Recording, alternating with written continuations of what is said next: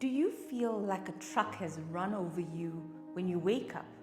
Like you could use another 1 hour or 2 hours of sleep?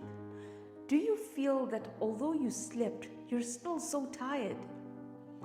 Do you end the workday so drained that you have no energy left for anything else? If that feels familiar, this is for you. You're tired because you've been running on survival energy for too long, doing, fixing, responding, and somewhere along the way, you stopped refilling what your work keeps draining. Stay with me because I'll be sharing how you can energize yourself to win the day. Are you ready? Let's go. This is the second part of my REST method. Reflect, energize, structure, thrive. A framework I created to help professionals beat burnout and build sustainable productivity. Today we're talking about the E, energize. And it's not about doing more. It's about learning how to renew what your work keeps taking. Here's the truth. You don't actually run out of time. You run out of energy. You can have 8 free hours on a Sunday and still feel too drained to do anything else that matters because your energy, not time, is your real currency. We treat energy like something we earn after pushing hard, but it's the other way around. You protect your energy first so that you can perform sustainably. Think of your phone. When the battery is low, you plug it in, right? But when you're low, you just push harder. Now that's the problem. That's why burnout happens. I found that so many professionals spend their best energy in meetings and then have to do their actual work after the meetings are over. Are you one of those professionals? Energy management means conserving energy for the right things. Even your computer shuts down after work.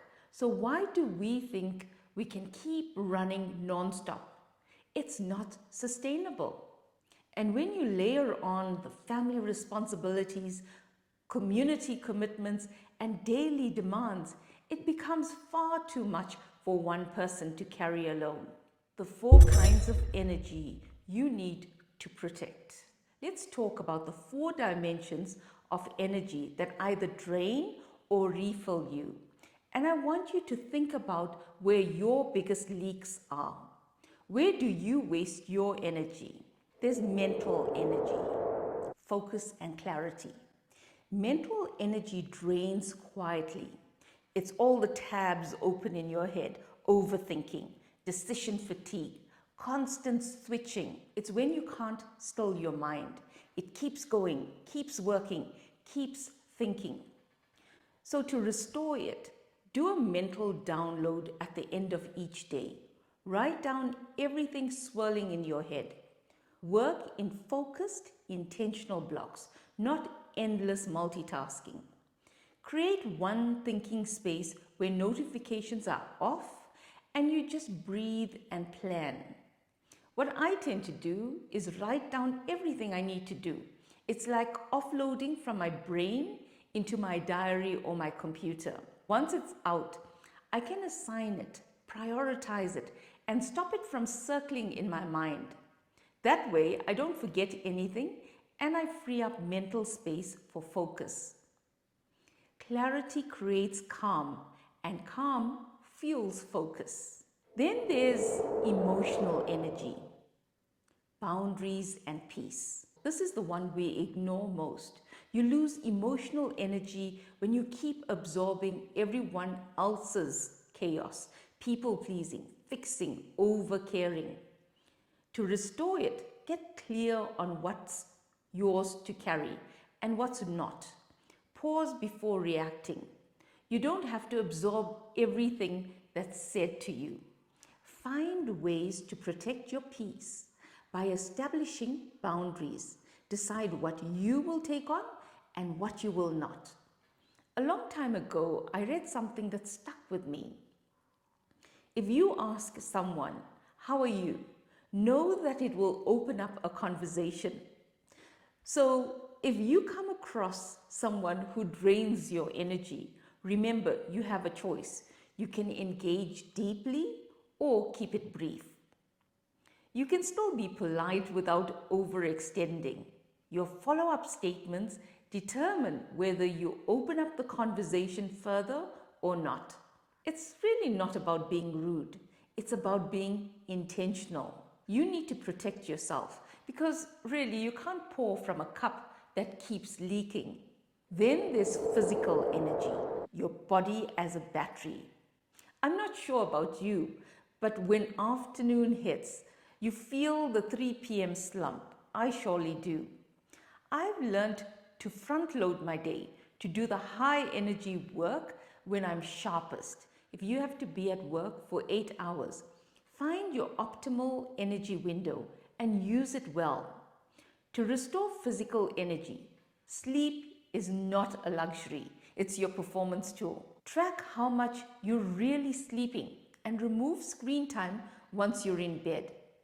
I've gotten used to leaving my phone in another room. It was really hard at first, but over time, my sleep definitely improved so much. Move every 90 minutes. Even a short walk resets your nervous system. It may sound silly, but I started doing 10 squats in the bathroom. So, stacking a good habit like movement with something I already do. Also, eat to sustain, not sedate. Choose foods that fuel and not flatten you. Physical energy supports mental energy. If your body is exhausted, your mind can't perform.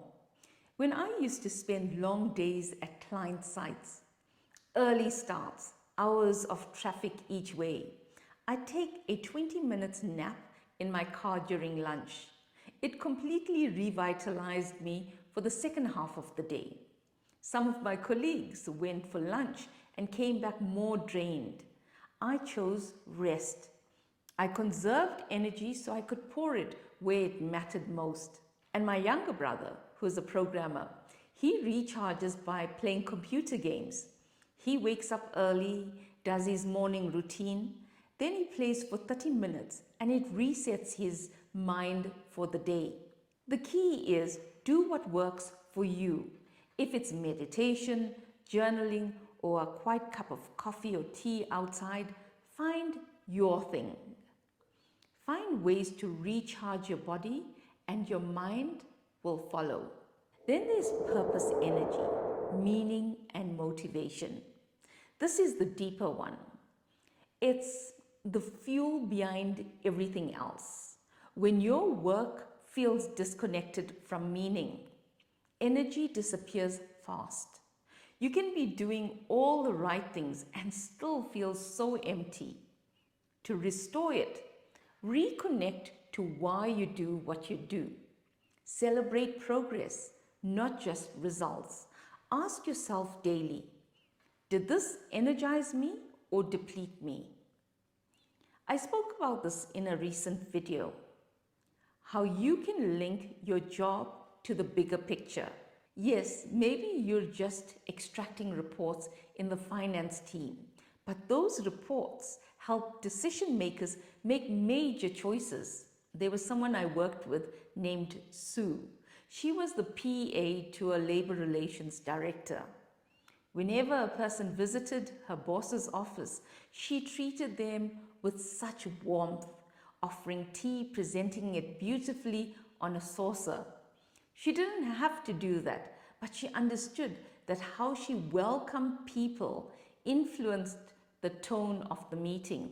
She saw how her role connected to the bigger picture, and that's what purpose looks like in action. Purpose is renewable energy. When you find meaning again, motivation follows naturally. Here's a simple way to start putting this into practice. 1. Audit. Write down your top 3 energy drains this week. 2, protect. Choose one thing you'll stop letting drain you, a boundary, a habit, or even a thought pattern. 3, refuel. Add one intentional recharge moment every day, even 10 minutes, of something that fills you back up. And 4, repeat. At the end of the week, ask yourself, what energized me? What exhausted me? That's how you start leading your energy, not chasing it. So, what's one thing from this video that you're going to put into practice this week? Have you identified your biggest energy drainer? Share it in the comments. I'd love to hear from you. And while you're here, please like, share, and subscribe if this brought you value. It helps this message reach more people who need it. Energize isn't about pushing harder. It's about protecting your spark, your mind, your body, your purpose, so you can actually show up again. And this E is just one part of my REST, rest method. Reflect, energize, structure, and thrive. The framework I teach and use in my one-on-one coaching. Because real productivity isn't about doing more, it's about feeling whole whilst doing what matters. Take care of your energy. It's the foundation of everything else. Why? Because you matter.